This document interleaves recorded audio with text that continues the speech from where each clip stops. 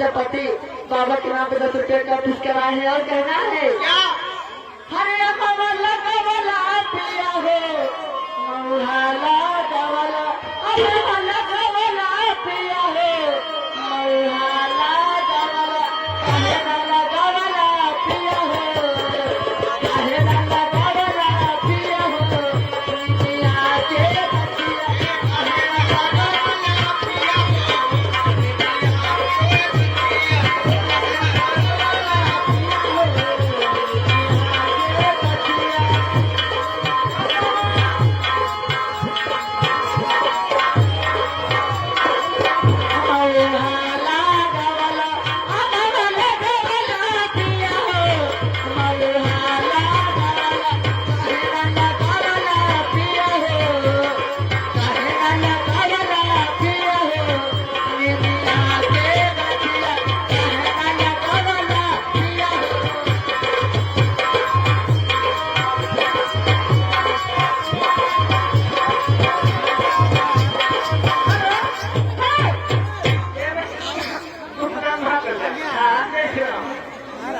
दुनिया के हाईलाइट जवानी हमें हर का करती हो जोता कोई अभी ना खेतवा हर जोता वही अभी ना खेतवा पाला पारती हो जोता वही अभी ना खेतवा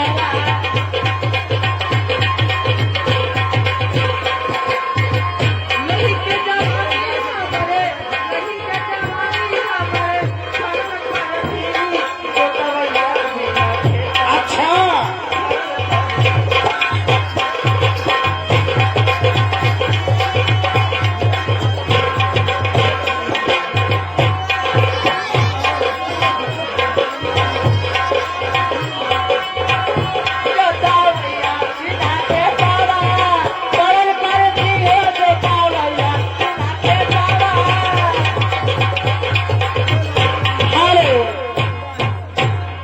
अरे परदेसिया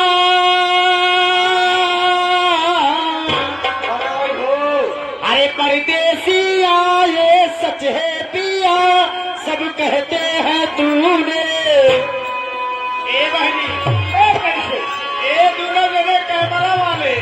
ऐसे कहता है अरे सब कहते हैं तूने मेरा दिल ले लिया सब कहते हैं तूने परदेसिया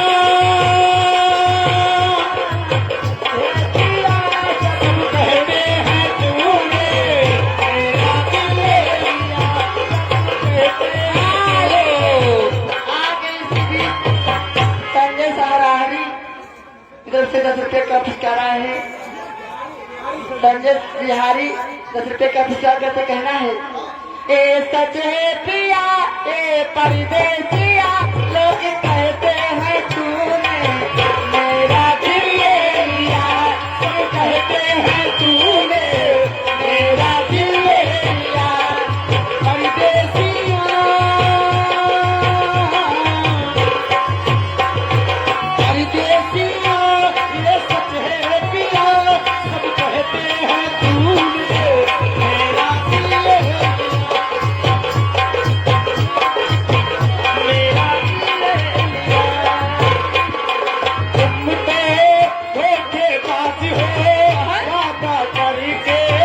भूल जाते हो तुम तो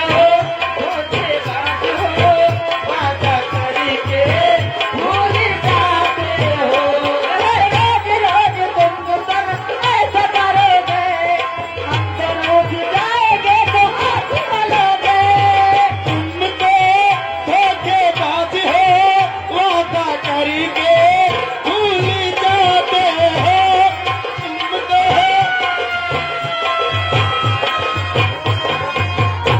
ये आगे हैं आप है बड़े भैया शेषराज प्रजापत शेषराज अच्छा प्रजापत की तरफ से केसराज बहिनी केसिया वाली